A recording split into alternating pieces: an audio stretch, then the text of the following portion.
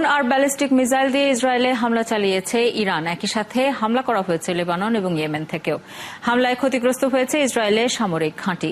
আর হামলার মধ্যেই যুক্তরাষ্ট্রের প্রেসিডেন্টের সাথে কথা বলেছেন ইসরায়েলের প্রধানমন্ত্রী। এদিকে এই ঘটনায় জরুরি বৈঠক ডেকেছে জাতিসংঘ নিরাপত্তা পরিষদ। বিস্তারিত রিপোর্টে। যুক্তরাষ্ট্রের গোয়েন্দাদের আশঙ্কাকে সত্যি করে দিয়ে ইসরায়েলে সরাসরি হামলা চালালো ইরান। আর হামলায় ব্যবহার হয়েছে আগে থেকেই জানা ড্রোন এবং ব্যালিস্টিক মিসাইল। ইরানের পাশাপাশি লেবানন ও ইয়েমেন থেকেও ইসরায়েলের দিকে ড্রোন ও ক্ষেপণাস্ত্র ছোঁড়া হয়েছে। লেবানন থেকে রকেট হামলা করেছে হিজবুল্লাহ, আর ইয়েমেন থেকে ড্রোন ও মিসাইল হামলা করেছে হুথি বিদ্রোহীরা। নজিরবিহীন এই হামলায় ইসরায়েল জুড়ে ব্যাপক বিস্ফোরণ হয়েছে।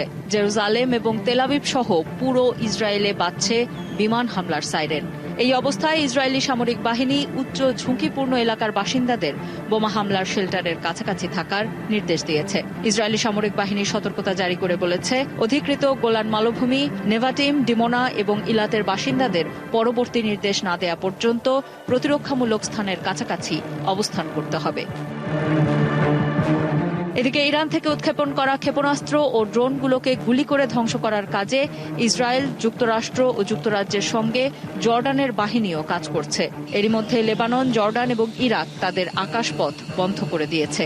এছাড়াও সামরিক বিমান বাদে বাকি সব উড়োজাহাজের জন্য আকাশপথ বন্ধ করে দিয়েছে ইরান এবং ইসরায়েলও।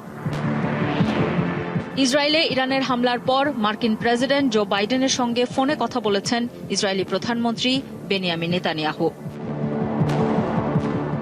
অন্যদিকে ইরানের বিরুদ্ধে দৃঢ় পদক্ষেপ নেওয়ার আহ্বান জানিয়ে জাতিসংঘ নিরাপত্তা পরিষদের প্রেসিডেন্টকে চিঠি লিখেছেন ইসরায়েলের জাতিসংঘের রাষ্ট্রদূত গিলাদ এরদান।